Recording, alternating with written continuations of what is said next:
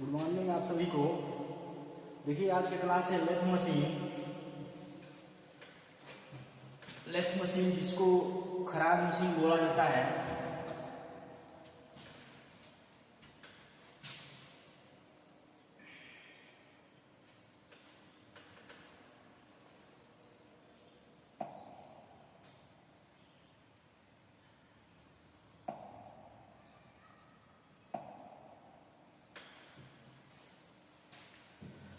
इसी को हिंदी में खराद मशीन,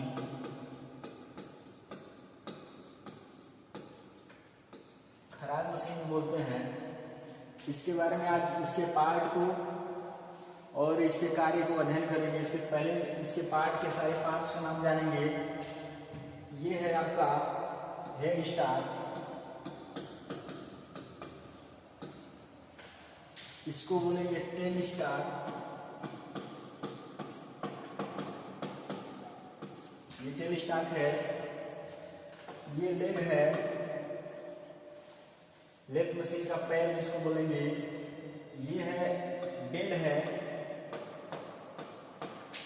बेड जिसपे आपका पूरा मशीन रहेगा स्थिर। ये है आपका, इसको कैरिज बोलेंगे, इसको कैरिज बोलेंगे।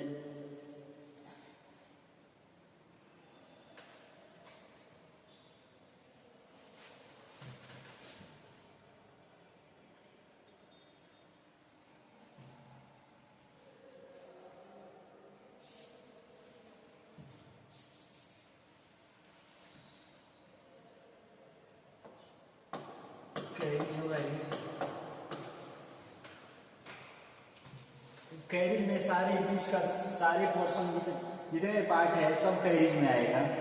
यहाँ पे देखिए ये आपका लीड स्क्रू है,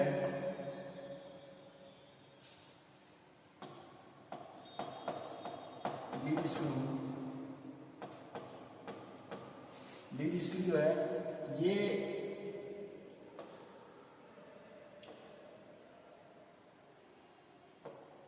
व्हील है एक, जो आपको कैरिज को दाएं बाएं की तरफ ले जाएगा। ये व्हील जो आपका क्रॉस स्लाइड को आगे पीछे करेगा टूल पोस्ट को लेकर। ये है टूल पोस्ट, इसको टूल पोस्ट बोलेंगे। ये टूल पोस्ट है आपका, इसमें आपका टूल मारेंगे। यहाँ पे देखिए ये क्वेश्चन आता है कि आपका लेथ मशीन में हेड स्टार्ट किधर होता है, तो हेड स्टार्ट आपका बाएं तरफ होता है और टेल स्टार्ट दाएं तरफ होता है। बीच में आपका कैरिज होती है। कैरिज में आपका पहले आपका सैडल होता है, ये आपका बेड के ऊपर, यहाँ पे अगर ये इसको हम बेड कहें तो बेड के ऊपर सैडल होगा, सैडल के ऊपर क्रॉस स्लाइड होगा, सैडल के ऊपर क्रॉस स्लाइड होगा, क्रॉस वायर के ऊपर कंपाउंड रेस्ट होगा और कंपाउंड रेस्ट के ऊपर टूल पोस्ट होगा। ये क्रम आप लोग याद रखेंगे। ये पूछता है कि कौन किसके ऊपर स्थित होता है, टूल पोस्ट किसके ऊपर स्थित होता है, तो कंपाउंड रेस्ट के ऊपर स्थित होता है।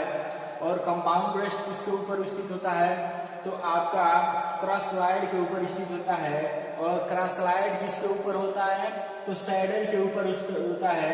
और सैडल जो होता है वो आपके बेड पे स्थित होता है। ये आप तैयार रखेंगे। क्या बोले हैं, कैसा क्रम होता है, ऊपर से पहले टूल पोस्ट, इसके नीचे आपका होता है कंपाउंड रेस्ट, कंपाउंड रेस्ट, फिर आपका cross slide, cross slide, cross slide के नीचे होता है सैडल और सैडल के नीचे होता है आपका बेड। ऐसा क्रम चलता है। अब देखिए ये बाहर की तरफ, ये जो ढांचा ये बाहर की तरफ ये दिख रहा है, इसको हम बोलते हैं एप्रन। ये एप्रन है जिससे आपका लीड स्क्रू और फीड रॉड होते हुए इसी के अंदर से गुजरा रहता है।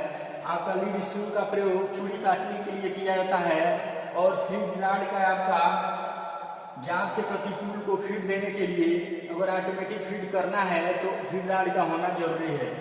अगर इसी में अगर यहाँ पे देखिए फीड रॉड नहीं है तो इसमें आपका इसमें कीवे कटा होगा। अगर इसी में अगर डिस्प्ले में कीवे काट दें तो यही आपका फीड रॉड का भी काम करेगा। वही है आपका यहाँ में फीड रॉड नहीं है, यानी आपका एलईडी स्क्रू ही आपका फीड रॉड का ही कार्य कर रहा है। इतना ये याद रखेंगे। अब देखिए इसमें पूछता है कि गियर बॉक्स आपका किसमें स्थित होता है। गियर बॉक्स, तो गियर बॉक्स भी आपका ये आपका हेड स्टॉक में ही गियर बॉक्स स्थित होता है। यहाँ से देखिए गियर बॉक्स साइड में आपका एक पुली लगा हुआ है। पुली जो है स्टेप अप पुली है, स्टेप वाइज पुली बना होगा। इसी पे बेल्ट चढ़ा रहता है। बेल्ट जो आपके स्पिंडल पे, ये आपका चक के जो स्पिंडल है उस पे लगी पुली से अटैच होती है। और ये पुली का जो एक पुली का जो बेल्ट होगा वो मोटर पे लगी हुई पुली से अटैच होगा। जब मोटर आपका स्टार्ट होगा तो आपका ये पुली को घुमाएगा और पुली जो होगा वो बेल्ट के माध्यम से ये आपके चक के स्पिंडल को घुमाएगा और चक घूमने लगेगा। तो इसमें आपका यहाँ पे देखिए चक में आपको पार्ट को बांधा जाता है, जाब को बांधा जाएगा। जाब आपका घूर्णन गति करता है, लेकिन वही टूल आपका रेसिप्रोकेटिंग मोशन या पश्चाग्र गति आगे पीछे या दाएं बाएं तरफ गति करता है। तो ये क्वेश्चन भी पूछा जाता है। यहाँ पे देखिए गियर बॉक्स भी आपका हेड स्टॉक में भी स्थित होता है। टूल को अब ये जो है हील जो है ये आपको कैरिज को दाएं बाएं करने के लिए होती है। यहाँ पे ये जो छोटा सा हील है इसका प्रयोग ये क्रॉस स्लाइड को आगे पीछे करने के लिए किया जाता है। ऐसे क्वेश्चन आता है, इसको स्क्रीनशॉट ले लीजिए आप लोग।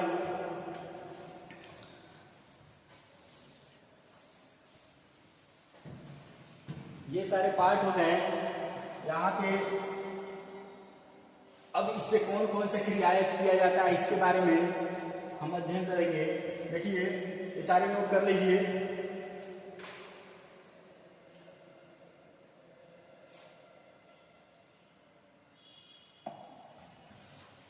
इस पे जो क्रियाएं होता है, पहले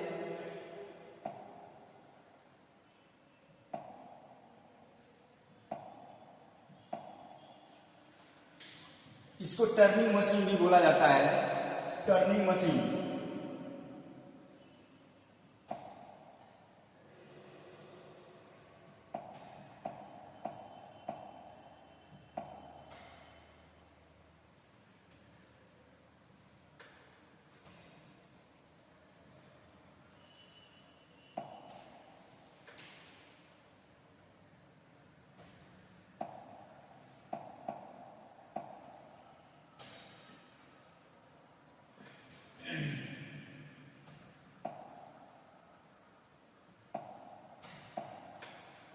जिसको टर्निंग मशीन ही बोलते हैं।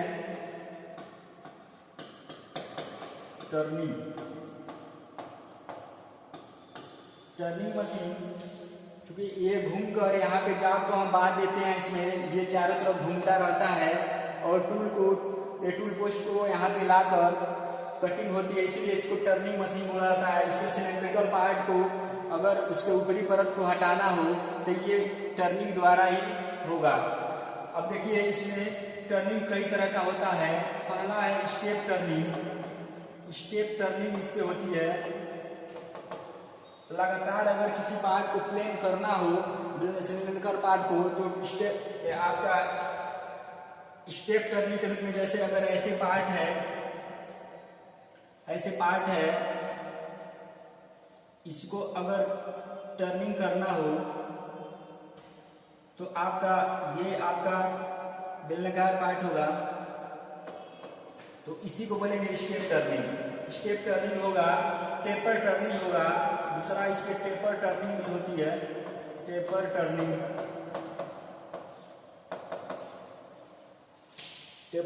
होगा। टेपर टर्निंग में क्या होगा, अगर ऐसे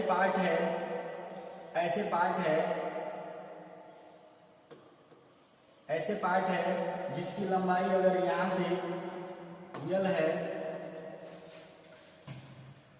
ये अगर इधर का D1 है, इधर का D2 है, सूत्र निकलता है tan थीटा बराबर D1 माइनस D2/12। इसे हम एंगल निकाल के इसको सेट करते हैं, तब जाके टेपर टर्निंग करते हैं। उसके बाद प्लेन टर्निंग होता है। प्लेन टर्निंग मतलब पार्ट के ऊपरी परत को सीधे हटा दिया जाए, उसको प्लेन टर्निंग बोलेंगे। प्लेन टर्निंग भी होती है, प्लेन टर्निंग भी होता है। अगला है, इस पे ग्रूविंग की क्रिया होती है। ग्रूविंग कहें तो इसको खांचा काटना। खांचा अगर काटना हो, जैसे अगर पार्ट है ऐसे सिलेंड्रिकल पार्ट है और इसके सिलेंडर पार्ट है, इसमें एक चारों तरफ ऐसे खांचा एक पतली से काटना हो तो उसको ग्रूविंग बोलेंगे, ग्रूविंग कहेंगे। उसके बाद होता है फेसिंग। फेसिंग भी इसी पे होता है, फेसिंग। जैसे अगर ये कोई पार्ट है, उसके सामने वाला पोर्शन को हटाना हो, जैसे ये वाला, ये ऐसे पार्ट है तो इसके ये वाला भाग को हटाना है, फेस को, तो उसको फेसिंग बोलेंगे। ये भी आपका लेथ मशीने पे होगा। इसके बाद नर्लिंग होता है।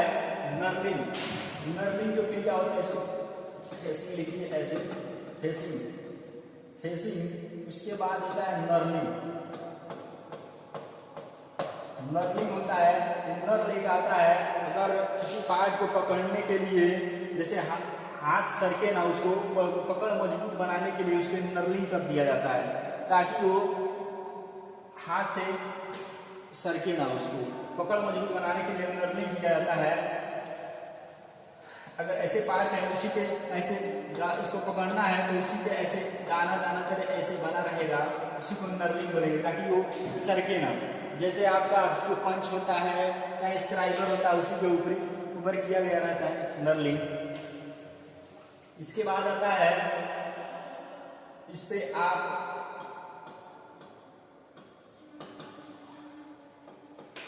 पार्टिंग आप कर सकते हैं। पार्टिंग आप अगर कोई भी सिलेंड्रिकल पार्ट है, इसको दो भागों में बांटना चाहते हैं तो इसे कर सकते हैं। इस पे आप ड्रिलिंग कर सकते हैं। अगर बात करें ड्रिलिंग भी कर सकते हैं। ड्रिल को ये स्नेल स्टार्ट के इस सिरे में इसको बांध देंगे और इस हाथ से फीड देते हुए लाएंगे, पार्ट मेरा मिलता रहेगा और ड्रिलिंग कर देंगे। उसके बाद बोरिंग होता है।